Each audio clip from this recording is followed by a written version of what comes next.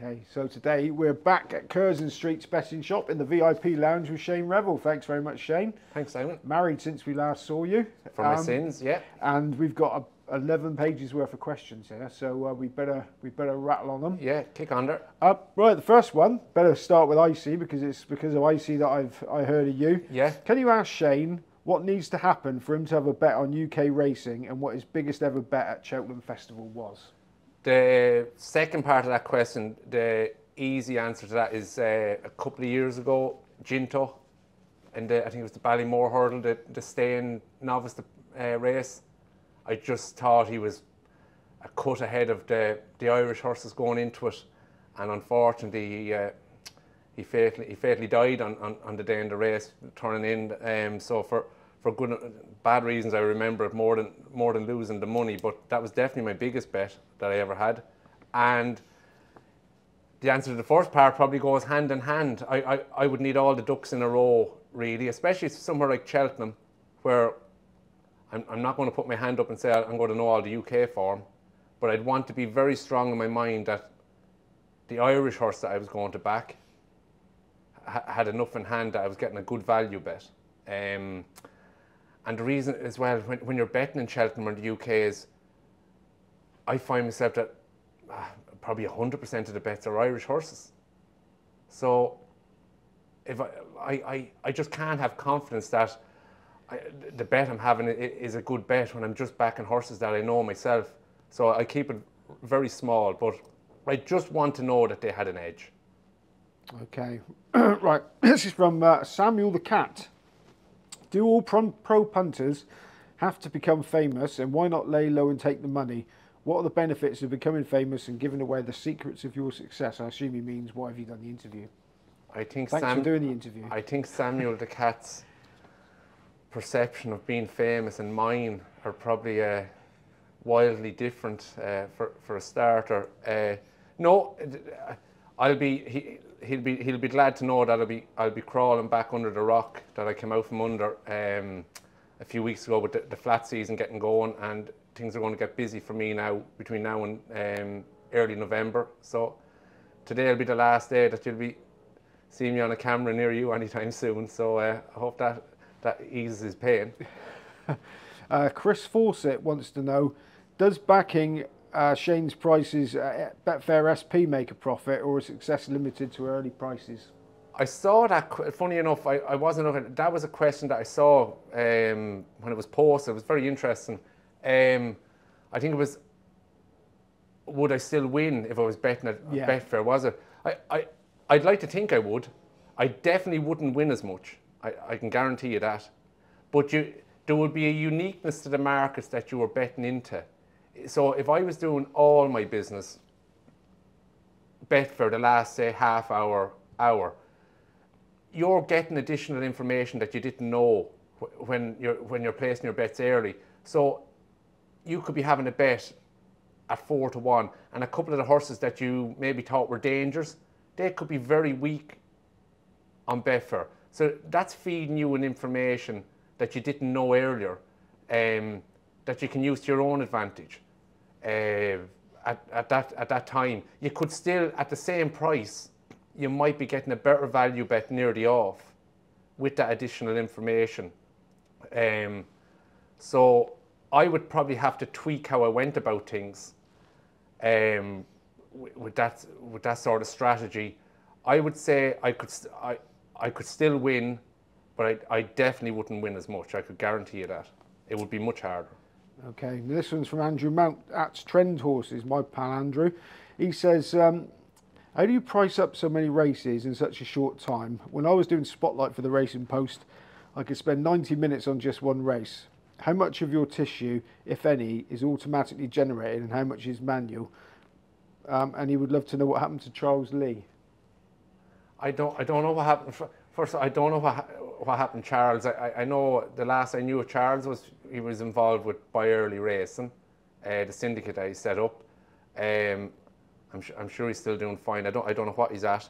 The tissues are all manual, so they are all done with a human touch. There's no. I would say in Ireland, I would probably be quicker to be able to assess a horse in Ireland because the pool of horses is much smaller, the amount of racing is much smaller. So maybe when Andrew's getting involved or digging into a race, there's a lot more going on. So there is, and it's probably harder to keep up with everything that's going on in the UK. And maybe Andrew possibly uses a lot more platforms than I do. As I say, I simply just stick to statistics that have happened. I'll use the Racing Post website. Andrew probably goes a lot deeper into it with speed figures and ratings, etc. I don't. So I'd say that's where some of the time difference comes. But I'd say most of it will come down to the fact that I would probably just be closer to the pool of horses in Ireland, and I could assess them that a little bit quicker. Okay, Stephen Cass at Cass. Stephen, is there a yard you can never get right, so avoid, even if the price is twice as big as you make it? As regards betting, I suppose he means. Is there a yard you never back because they're inconsistent, or? No. I suppose like everything else, there's yards you'd be wary of, but for the same reasons that most people are wary of yards, for the same reasons. I wouldn't be any different to the next person when it comes to that. If you're saying there's plenty, you'll get those little runs where you could have 5 or 6 bets on horses from a yard, and they'll all finish placed, and then they'll have a winner and they'll beat you. I don't know if that's why he's interested, but we've all been there with those sort of runs, and there'll be more of them in the future. But no, I think you're trying to keep it a level playing field. And look, we all have our own personal opinions of yards and how they operate, and that's what makes it the game it is, you know. Okay, Chris Paul at Chris Paul of Victor Chandler fame. Would Shane consider doing TV punditry work if offered now you've come out of the shadows? No, absolutely not. That moment will have well passed for me, so it would. But it would just get in the way of the day job. You need to be in the office, prepping, getting ready, watching things. No, I wouldn't have any interest in it anyway, to be honest with you. Okay, Paul Fitzgerald at Cav TRF. Similar question to what you answered earlier. Hypothetically, you cannot ever bet again. You can't ever place a bet except within 15 minutes before the off. Could you still make it pay to current levels of income, or would you find something else to do instead? You sort of answered that already. Yeah, that'd be pretty standard to that. As I say to you, you'd probably have to change your strategy slightly, but you probably wouldn't know how that would change until you were in that situation for a certain length of time. But I'd be quite confident I wouldn't win as much. Okay, Dennis at Carville's Hill. You say in your interview that you see most of the racing live. Are you watching many videos back when pricing up? If I needed to check something, I would use the videos. I try not to use them too often or depend on them. It would be more so maybe having a look back at a maiden hurdle, maidens on the flat, etc., lightly raced horses, just to have a look back. Especially now this time of year, you'd find yourself having a look back at the maidens from last year, horses coming out early again this year, because you're just not going to remember them all. But your standard handicaps and all that, I wouldn't be dependent on a single video to assess a horse's chance.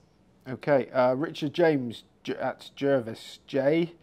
Do you ever do any spread betting? No. Okay, Josh SBC. Shane mentioned the Betfair SP is a good barometer to measure bets against.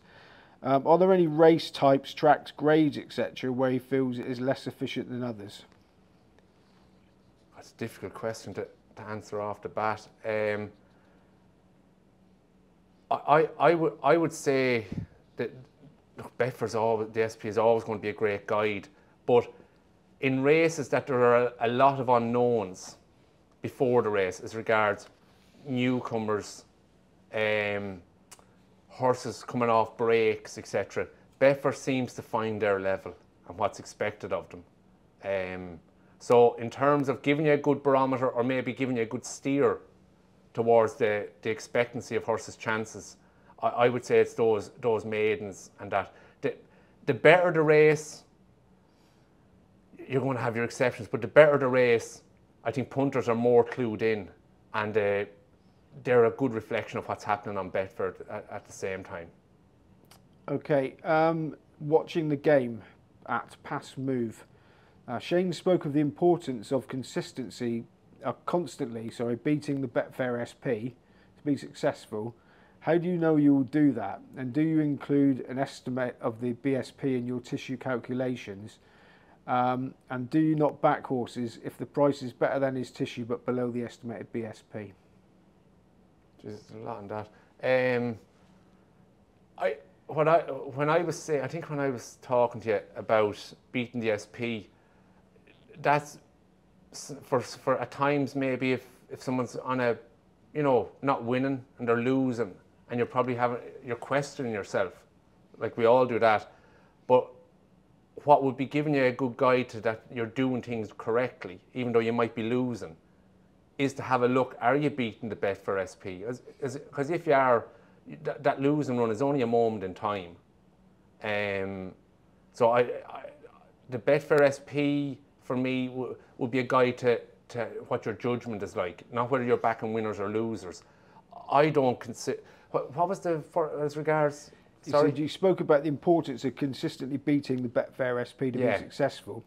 Do you include an estimate of the Betfair starting price in your tissue calculations?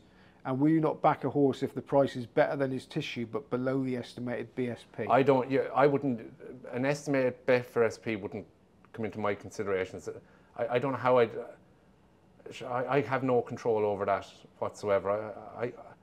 I couldn't be guessing that.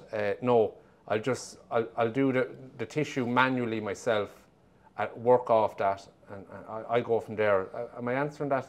Yeah, I think correctly? So. Yeah. I don't want to leave it short. But no, I think if you're trying to, I don't know how you estimate a Betfair SP. I suppose he's saying that if you've got a price that you make a horse and you think that's going to be X price, presumably shorter than yours, do you think how low it's going to be at the off and how much value you're getting compared to what you think it will be? No. The shorter it is, the happier you are. But no. I can't be thinking about that so far in advance. No. Okay, now this is from Mark, BV Mark 1977. I know Mark's a dog man. It's a bit of a confused question for me. He says, can you ask Shane to elaborate more on the comments made below? I couldn't see which comments he meant. But can you look at a race and spot a price and know it's wrong? I think we went into that in the interview a little bit. I think you can. But I don't think you'd be able to look at it and know how wrong it was. Just, if you had a quick look, I think you can, and plenty of people will be able to spot wrong prices, but how wrong they are, you won't know until you price the race up. That'd be my experience anyway. Yeah, okay. I suppose you won't know it's wrong until it drops out the back of the telly and then it's wrong the other way. Yeah, but you know the way sometimes, like, punters that, and you're having a look through a card and you'll see it and you're saying, God, that can't be a 5-to-1 shot. And they're probably right, but is it a 2-to-1 shot or a 3-to-1 shot? That's very difficult to pin down. Okay, right, this will be the last one we squeeze in for part one. This is from the Racing Forum. If you have one at 7-2, and Shane says I'd need to be more than 4-to-1 before I back it, do you have a rule on how much bigger a horse needs to be against your tissue, or do you use a rule of thumb and judge every case on its merits? Exactly the second part. Every case on its merits. It's a great question. Yeah, because there's sometimes you'll price a horse 7-2, and you might have something small on it, say 9-2. But there's other horses that you'd probably want at least 5-to-1 or 11-2 to back it, depending on the race and depending on the horse. Because sometimes you'll price a horse 7-2, and you mightn't overly fancy it, but it's just because of the makeup of the race and the opposition. You just mightn't trust the horse, So you want with individual horses like that, you'll want well over the odds to put your money down. But it's all on an individual basis, race to race. No hard and fast rule about, if it's 9-2, I'm backing it. Good question,